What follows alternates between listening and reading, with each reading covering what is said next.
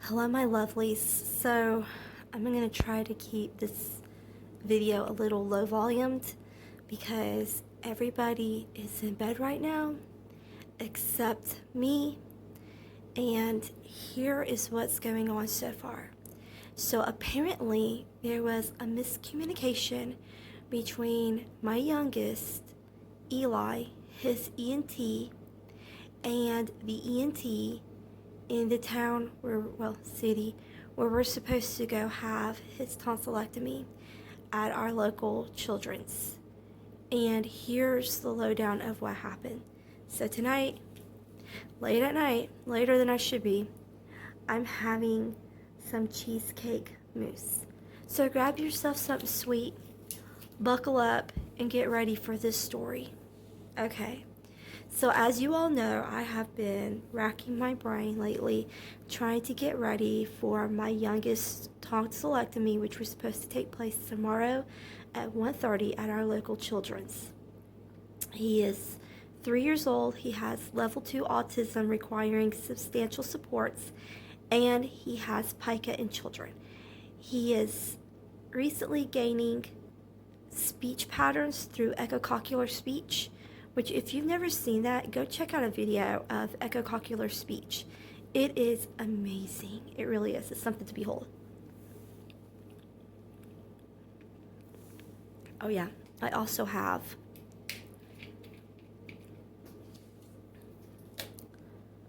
water, because water.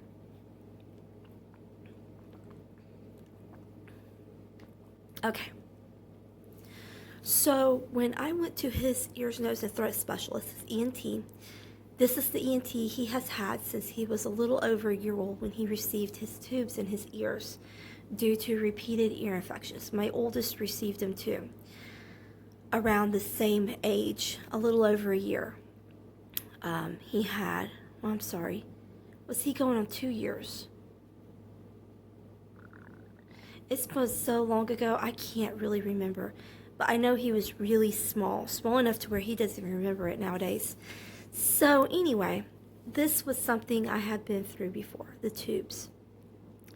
Nothing new. We flew right by them with no problems. Now, I remember when we were in there was another child who was about a year or so older than my child, maybe a little more than a year. I think this child was about 3 and mine was a little over 1, so about 2 years older, and he was having a tonsillectomy. And I remember telling my husband that we may find ourselves there in a couple of years. Now with my oldest son, it never became necessary. His ears were his only problem. That's rare. Ask any ENT and they will tell you that's super rare. That's what happened. He just outgrew it. Now, my youngest is not so lucky. As many of you may know, this year we started getting strep. Myself included. And we realized the culprit was my youngest. He was always bringing it home. We've had it 4 times this year. Once in January, and 3 times since August. That's a lot to have strep, especially on a child so young. So we took him to his ENT. As usual, I was the one to raise the flag because I'm the worrisome mama. His ears, nose, and throat specialist decided that it was time for the tonsils and adenoids to go. And while we were there, we were going to go ahead and remove tubes. Now this was his doctor's decision, his ENT. However, she could not perform the surgery, so she decided to send us to our local children's. She had to send the referral through his primary care doctor, which was not the ENT, obviously. We have a primary care doctor, and it's just for insurance reasons. And if you've ever dealt with insurance, then you know you have to basically perform a show, a performance. You have to put on a performance to get through the hoops that they're going to throw at you to get done what you need to get done, especially if it's a procedure, like any kind of surgery. It's just, they're going to demand you to jump through hoops for them. And it's just the way things go. So she gave me the doctor's name, and I couldn't remember it, even if I wanted to tell you about it here on, my channel, which I never would. But I can't remember it anyway. Anyway, she sent the referral through our primary care physician. Now, you young adults, listen to what I am saying. You're going to grow up. You're going to get married, presumably, or you might not. It's up to you. You're going to have children, or you're going to adopt, or that significant other is going to have children. The majority of you are going to have children in your life somehow, either through adoption, birth, or marrying in with children. And these children are going to have health problems. And if you're a good mommy or daddy or whatever, and you have insurance, they're going to make you jump through hoops too, unless things change in the future. And I, can't see it yet because it's the future. But if things haven't changed, you're gonna jump through hoops. So take this little bit of wisdom and use it in your future. Document everything. Have them to print you out papers. Sign it. I don't care if they have to write their name in blood in the book of life. Have some form of documentation so that you know what's going down. She told me everything that was going on. She sent everything over. Everything went great until it got to the primary physicians. This is not the first time they dropped the ball on us. I swear to everything that is sacred. Yeah. When it came to therapies, they kept dropping the ball because we had to go through them to get the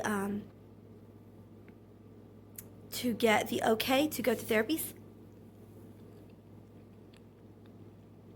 or else his insurance would not pay. So it was a process there. Constantly calling them. Have you sent it? Have you sent it? Have you sent it? It was a referral is what we were waiting on. And anybody who's ever had to get a referral, you're probably right now going, oh God, not a referral. Anything but a referral.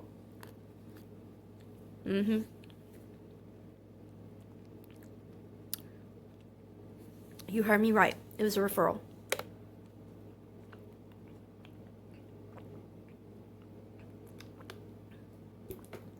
A referral during a pandemic. Yay. But we got it because I'm just messing with you. But we did get it because I'm a stone cold bitch and I will nag you to the end of the world. I don't care. I have all the time to be a Karen, and I will nag your ass until you're just sick of me and you're like, here, take it. I'm crazy that way. It's okay. It's cool. You'll find out when you have children, if you haven't already, you lose your shit. Mommy loses her shit. So anyway, getting back to the topic, I questioned the lack of information that was being given to me. I was just told, be ready to stay a couple nights, take changes of clothes, take all medications, take your insurance card and your photo ID, take everything you need for you, your husband, and your child, but no siblings. That's fine. This is no place for siblings to be anyway. So we arranged for childcare, for people to come over and help. I bought all new things. I bleached things that you didn't even know could be bleached. I sanitized the hell out of this house. And worried myself to death over this surgery that was taking place today. Still, I was questioning the lack of information I was being given, like what time we were actually supposed to be there. When was he supposed to stop eating? What was some of the aftercare expectations? How long did they expect surgery to take? When were we actually going to be wheeled back to the OR? And I tried calling, but I got a hold of a secretary who didn't know anything about anything. So again, this raised concern. But I was getting text messages from them. We have your child's appointment. We have your child's appointment. Everything is fine. So we start packing. My husband got time off work. I arranged with people to watch the children, the older two. Everything was falling in line. And then they called me today. And I was like, oh, this is where they're going to tell me what's what and how to do what and where to go and what to do and all this good stuff.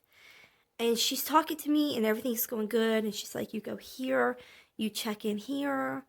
Your husband's probably going to wait in the waiting room unless you want to wait in the waiting room. And I was like, no, I'm going back.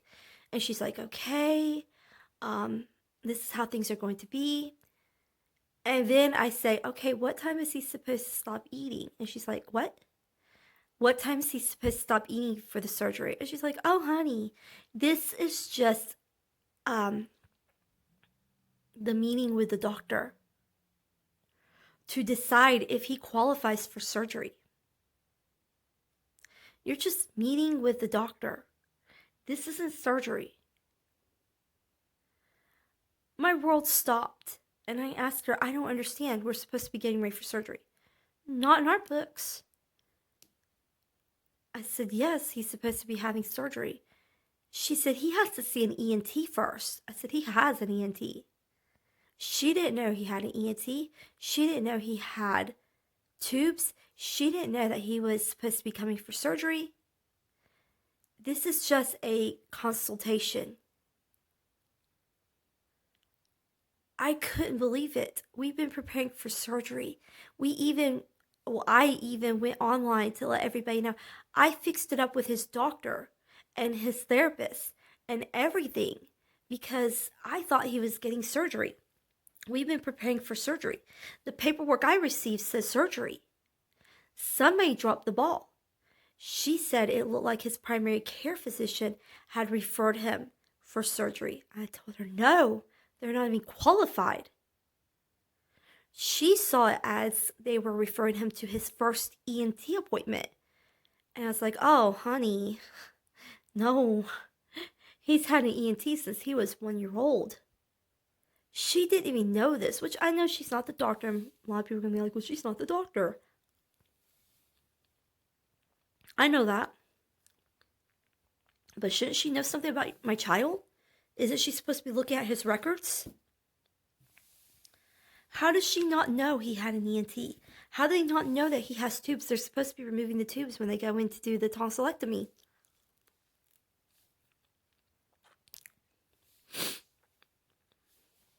I can't imagine. She was so confused. I mean, to say that she was confused is putting it mildly. She didn't know up from down. She even said, none of these notes are reflecting what you're saying. To which I said, are you sure you're looking at the right notes? And she named off his information, my home phone, our address. It was all correct. So by that argument, I would assume, yes, she knew she was talking about the right person. She had the right notes. Somebody relayed the wrong information.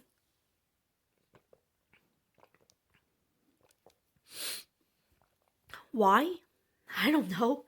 Can somebody enlighten me for a moment about why this would have happened? How this could have happened? We went to an ENT. We got an ENT's opinion. She forwarded it to the primary health physician.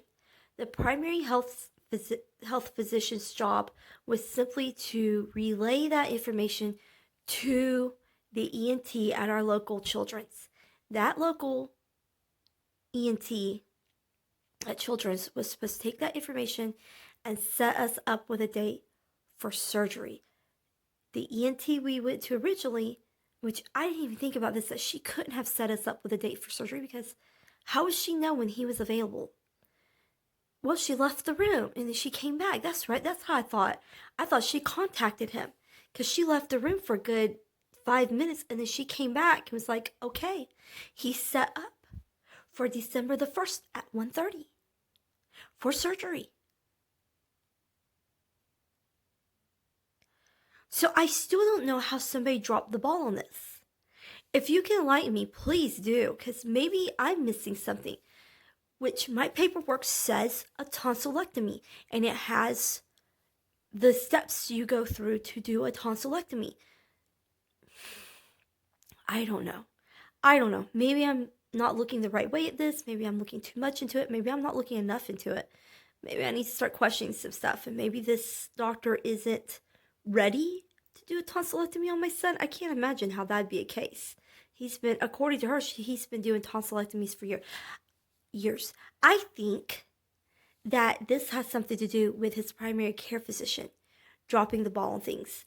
I don't know for sure, but I think that once again they got something lost in translation, and therefore, I don't know, therefore messed the paperwork up. Let me know what you think below. I mean, did they mess up? Am I reading into something wrong? Was it the ENT that my son sees? Or was it the ENT that he's going to see at Children's? I don't know. What's your opinion? Maybe some of you have some information that I'm just not privy to. I don't know. Let me know below. No suggestion is stupid. Like, any input is welcome at this point. You know, it's just one of those things that you have to worry about when you're dealing with a child with special needs. You can't just go running into this, which I wouldn't anyway, even with a neurotypical child. This is, a tonsillectomy. They have to know what they're doing. And so, it gives me reserve when they don't act like they know what they're doing. It makes me nervous. This is my child. I gave birth to him. So, I don't know. Maybe I'm overreacting. Maybe I'm just overly nervous. I don't know. But that's what's happening. So all this getting ready and telling everybody, oh, we're getting ready for surgery. We're getting ready for surgery. We're not getting ready for surgery. Not right now anyway. I have full intentions to go ahead with this surgery. But as of right now, it's not happening. And with the way things are going, I don't see them be able to keep their doors open for the rest of the winter. I just don't see it. I don't know. It's getting crazier and crazier out there, and I don't know. I don't even see schools staying open where they are open for the rest of the year. I'm sorry, but I don't see graduation going well for these kids this year, or 2021 next year. Let me know what you think. I just think it's going to be another one where they don't get to go to graduation and the schools are going to be shut down. But I don't know anything. I don't know everything. I know something, but I don't know everything. But definitely let me know what you think down in the comments. And I hope you're all staying safe out there. We got some snow today. Aren't we special? But let me know. And let me know if you have any stories to tell about your encounters with, like stuff like this, medical stuff and insurance and just overall everyday parent life stuff. Alright, I love y'all. Stay safe. Bye.